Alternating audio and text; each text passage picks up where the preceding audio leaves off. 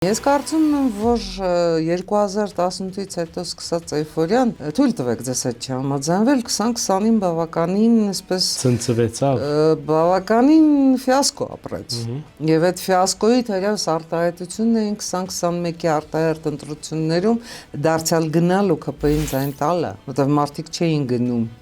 պաշտպանելու Նիկոլ Փաշինյանին։ այլ Մարդիկ գնում էին, որպեսզի Նիկոլ Փաշինյանի խոստացած խաղաղությունը լինի, որը առ այսօր չկա, եկեք դա էլ ֆիքսենք,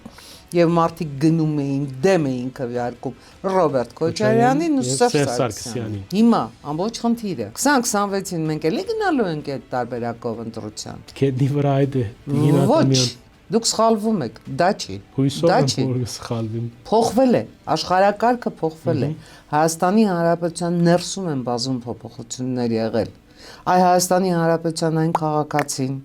որ 2020-ի պատերազմը տեսավ, եւ տեսավ այդ պատերազմում իրեն ինչպես պահեց Ռուսաստանը։ Հայաստանի Հանրապետության այն քաղաքացին, որ համոզվեց, եթե չլիներ Ռուսաստանի Դաշնության նախագահի նախնական համաձայնությունը, Իլհամ Ալիևը երբևէ չէր հարձակվի Հայաստանի Հանրապետության վրա։